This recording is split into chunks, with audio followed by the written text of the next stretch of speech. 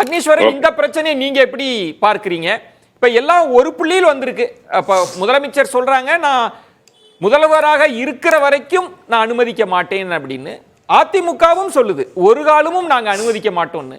இப்ப பெரிய ஒரு திருப்பமாக பாஜக தரப்பிலும் நாங்க எதிர்க்கிறோம் அப்படின்னா இந்த விவகாரத்தை எப்படி புரிஞ்சுக்கிறீங்க சார்? 2023 கனிமவள திருத்த சட்டத்துக்கு கீழே தான் இங்க தமிழ்நாட்டில் இருக்கக்கூடிய யானைமலை ஒத்தக்கடை பக்கத்துல அரிட்டாபட்டியில தான் இந்த இடத்தை அவர்களுக்கு ஏலம் விடுவதற்கு அனுமதி வழங்குவதற்கு ஒப்பந்தம் கேட்டிருக்கிறாங்க. இப்ப இதுல ரெண்டு விஷயம். ஏலம் விடுவதற்கு மத்திய அரசுக்கு அனுமதி திருத்தம் பண்ணிட்டாங்க.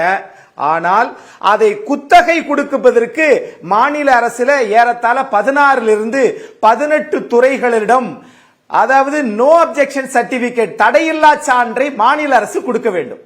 இது ஒன்று. ஆனால் இந்த 10 மாதம் என்ன நடந்தது என்றுதான் மாண்புமிகு எதிர்க்கட்சி தலைவர் முன்னாள் முதலமைச்சர் திரு எடப்பாடி பழனிசாமி நேற்றைய சட்டமன்றத்தில் கேட்டாங்க. இப்பொழுது நான் கேட்பது, தமிழ்நாட்டினுடைய மாண்புமிகு முதலமைச்சர் திரு மு க ஸ்டாலின் அவர்கள், நான் இருக்கும் வரை இந்த அரிட்டாவட்டியில இது வரவே வராது என்று சொல்லுகிறார்.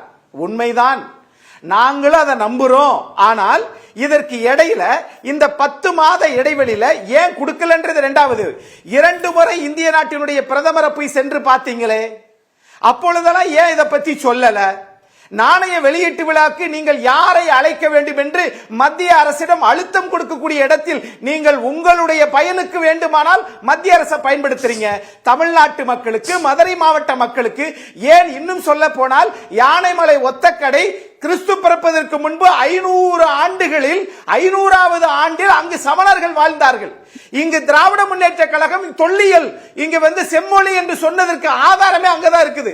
மதுரை கீழக்குயில்குடி என்று சொல்லக்கூடியது சமணர்கள் அங்கு வாழ்ந்திருக்காங்க. இங்கு என்ன பிரச்சனைனா சார், மனிதர்கள் இருக்கும் வரை வரி போடுவோம், ஆனால் பூமிக்கு கீழே இருக்கக்கூடிய எல்லா கனிம வளத்தையும் நாங்கள் சுரண்டி எடுப்போம். அதுதான் 2023 திருத்த சட்டம். இப்ப நான் தமிழ்நாட்டு முதலமைச்சர் அவர்கள் நீங்க சொல்றதுல ரொம்ப இதுல நுணுக்கமாக பார்க்க வேண்டியது அதிமுகவினுடைய நிலைப்பாட பார்க்க வேண்டியிருக்கு. அதிமுக என்ன சொல்றாங்கன்னா, நாங்க டங்ஸ்டன் சுரங்க வரதுக்கெல்லாம் ஆதரிக்கல, இந்த சட்ட திருத்தத்தை தான் ஆதரிச்சோம் அப்படின்றாங்க. சட்ட திருத்தத்தை எதிர்த்தது திமுக எம்பிக்கள். இப்ப இந்த ஏல முறை வருது, மத்திய அரசு வருது இல்ல, அது எதன் வாயிலாக வருது அப்படின்னா இந்த சட்ட திருத்தத்தின் வாயிலாக தான் அந்த அதிகாரம் கிடைக்கிறது. மாநில உரிமை மத்திய அரசுக்கு போகுது. அந்த திருத்தத்தை தம்பிதுரை அவர்கள் ஆதரித்து விட்டார். இப்ப நீங்க எதிர்க்கிறேன்னு சொல்றீங்க, இது இரட்டை நிலைப்பாடு இல்லையா?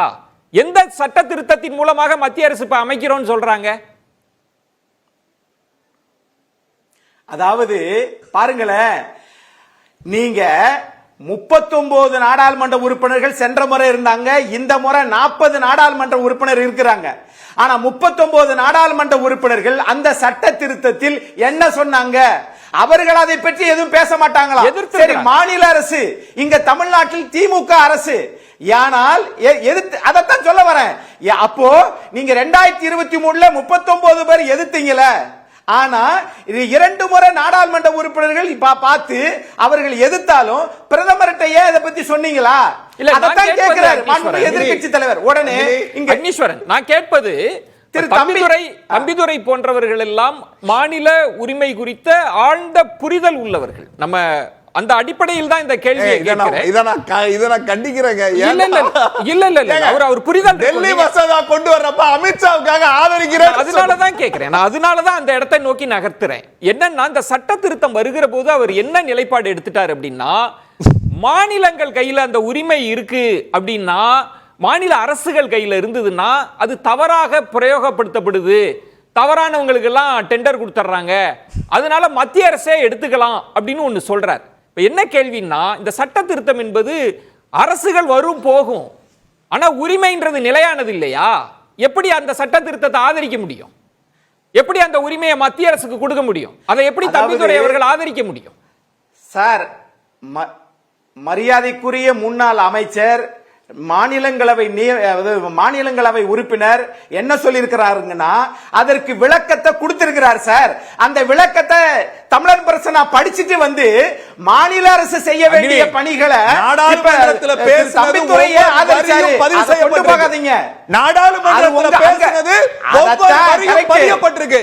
தமிழ்நாட்டு மக்களுக்கு பச்சை திமுகவுக்கு இந்த கூச்சல் போடுவதும் தோல்வி பழனிசாமியோட கூச்சல் போடுவதும் வித்துட்டு வந்திருக்கீங்க. கூச்சல் போடுவதும் குளறுபடி செய்வதும் கூச்சல் போடுவதும் குளறுபடி செய்வதும் ரைட்டா அக்னி? அதாவது நீங்க வழக்கறிஞர். அக்னி, என்னோட கேள்வி தமிழன் பிரசன்னா அவர்களை போல எனக்கு தமிழன் பிரசன்னாவை போல நான் கொச்சையான வார்த்தை ஒருபோதும் பயன்படுத்த மாட்டேன். அத முதல் நிறுத்துங்க. அக்னி, ரைட்டா? இல்ல பிரசன்னா பிரசன்னா நீங்க நீங்க ஒரு நிமிஷம் இருங்க. இல்ல எனக்கு ஒரு பொறுங்க. எனக்கு ஒரு கேள்வி சொல்லுங்க. அதிமுகவா இல்ல நியூயார்க்ல டான்ஜெட் கோட் போட்டுருச்சு. அது தமிழ்நாடு அதிமுக அரசா? எனக்கு ஒரு கேள்வி. தமிழ்நாடு அதிமுக அரசா? நீங்க தமிழன் பிரசன்னா நெறியாளரா மாறாதீங்க. No no no no I not love you.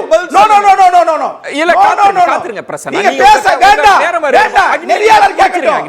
நீங்க கேள்வி கேட்காதீங்க. வேண்டாம். நீங்க ஒரு விஷயத்தை கேட்பீங்க. அத தெளிவாக்க முதலமைச்சர் அரங்கத்துல இருக்க என்னுடைய பொறுப்பு. எங்கள் குறித்து குற்றச்சாட்டு வைக்கிறீங்க. அதுக்கு ஒரு கேள்வி பதில் சொல்லுங்க. ரைட், நான் இப்ப சொல்றேன். பேசுங்க. வேண்டாம் வேண்டாம், அது நீங்க போய் சொல்லிக்கோங்க. உங்களுக்கு விடை தெரியும். நான் இப்ப கேட்பது, தமிழ்நாட்டு முதலமைச்சர் சொன்னாங்கல்ல, நான் முதலமைச்சராக இருக்கும் வரை தயவு செய்து இடையூறு பண்ணாதீங்க. நீங்க ஸ்டூடியோல உட்கார்ந்து இருக்கீங்க, நான் இங்க யானைமலை ஒத்தக்கடை அந்த பகுதியில உட்கார்ந்து இருக்கிறேன். தயவு செய்து இடையூறா இருக்காதீங்க. தமிழக அரசு இடையூறா இருக்காதீங்க. அதான் நான் சொல்ல முடியும். ஒண்ணு, இப்ப நான் கேட்கிறேன், தமிழ்நாட்டுடைய முதலமைச்சர் என்ன சொன்னாங்க? நான் முதலமைச்சராக இருக்கும் வரை மதுரை அரிட்டாபட்டியில டங்ஸ்டன் இது வராது. ஆமா, உண்மைதான். நீட்டு விளக்கு தமிழ்நாட்டுக்கு வராது. ஆனால் 8 வழிச்சாலை விரைவு சாலையாக தமிழ்நாட்டுக்கு வந்தது திமுக ஆட்சியில் தான். அதே மாதிரி பரந்தூர் விமான நிலையம் அன்னைக்கு எதிர்கட்சியாக போது எதிர்த்தார்கள், இன்றைக்கு வருகிறது. ஆகவே இந்த இரட்டை நிலைப்பாட்டை திமுக விரைவு சாலை பார்வை என்பது இன்றைக்கு முதலமைச்சரை சொன்னாலும் கூட டங்ஸ்டன் சுரங்கம் வந்துரும் சொல்றீங்க. எஸ், வந்துருன்றீங்க. பாஜகவினர் ஜிகே நாகராஜன் டெல்லியில போய் வரக்கூடாதுன்னு இருக்காங்க, நீங்க வருன்றீங்களே. பாஜகவே நிலைப்பாடு எடுத்துட்டாங்க சார். தமிழக பாஜகவினர் டெல்லிக்கு போயிருக்காங்க. திமுகவும் பாஜகவும் ஊடகத்தில் போய் பேசுகிறார்கள். ஆனால் உள்ளுணர்வாக அவர்கள் நண்பர்களாக இருக்கிறார்கள். இதுதான் என்னுடைய குற்றச்சாட்டு. பேசலாம் அக்னீஸ்வர்.